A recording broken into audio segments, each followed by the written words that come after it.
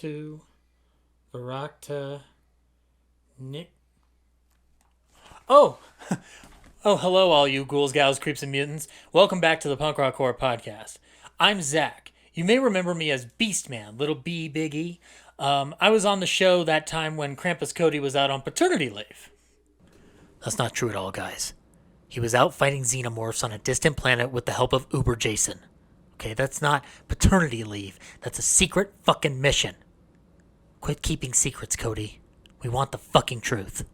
And now that he's back, Punk Rock Horror Podcast has been cranking itself back up as much as it can within the comfort and care for mental health that we have been known for on the show. And one of the things we're going to be adding to Punk Rock Horror Podcast is video reviews. And today we're going to give it a shot. And I love doing this because it gives me a sense of pride to contribute video reviews to Punk Rock Horror Podcast. And I have no life. Like none. Help me. Please. And it is with that in mind that I want to kick off our upcoming video slate with a review of the latest blood-curdling tale from Ty West, who brought you such classics as House of the Devil, The Innkeepers, and The Sacrament. And In the Valley of Violence, which is more of a Western, but whatever. Maybe you should watch that. His latest film harkens to the slasher films of yesteryear and has his widest exposure yet thanks to the company A24, the company that brought you Midsommar, Hereditary, and Tusk.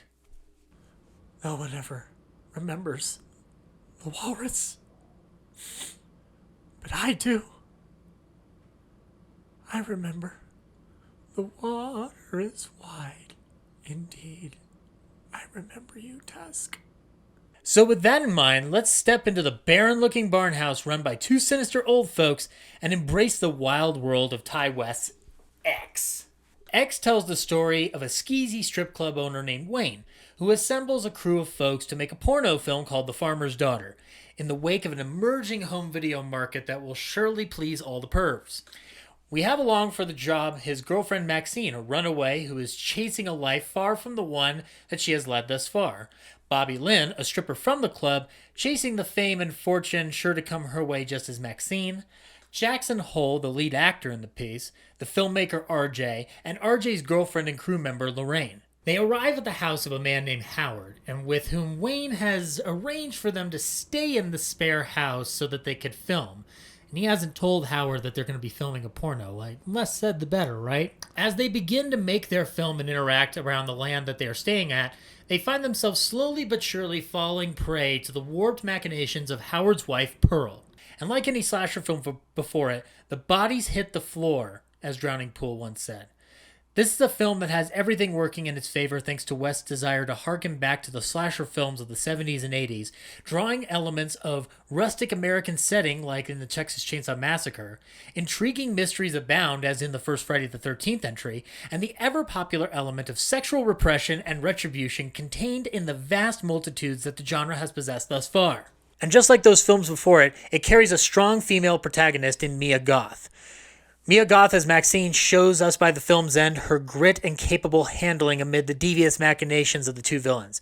On the opposite end is Mia Goth also playing the elderly Pearl, the lonely wife who is longing for her days of beauty and for intimacy she no longer possesses with her husband, and insecurity doubly advanced by her advancing age. It's a tour de force for Goth as she expertly handles both roles with gusto and even adds striking moments of duality whenever you have Maxine and Pearl on screen together and how they both handle sexuality through either freedom or repression.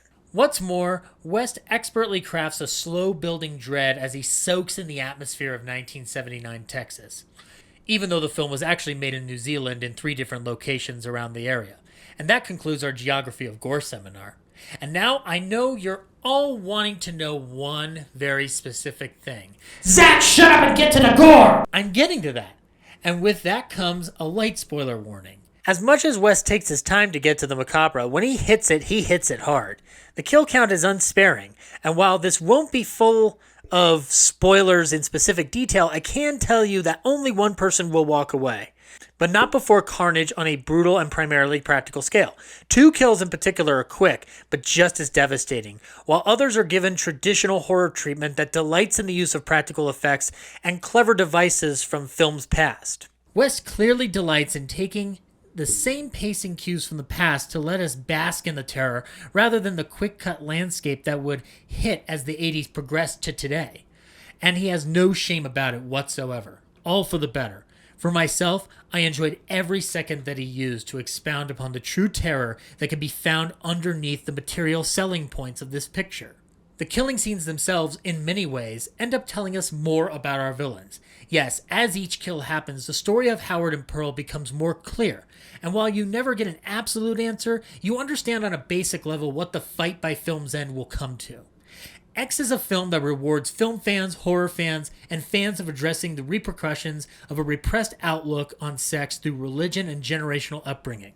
It's the kind of film you want to see, an original story that tells an oft-told yarn and does it its own damn way, and it's damn proud of it.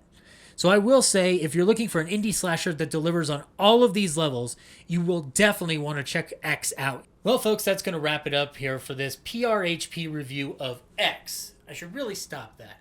Stupid. Be sure to like and subscribe as we have more interviews from last year's Colorado Festival of Horror coming your way, along with more review content to come.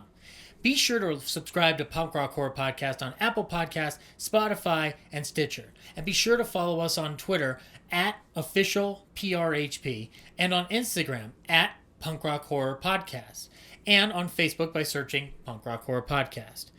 Try saying Punk Rock Horror Podcast 5 times fast. Can't do it, but I can. In secret. Thanks again, ghouls, gals, creeps, and mutants, and we will see you next time. Now, let's see, where was I when these guys came in? Yeah. Klaatu, Varakta.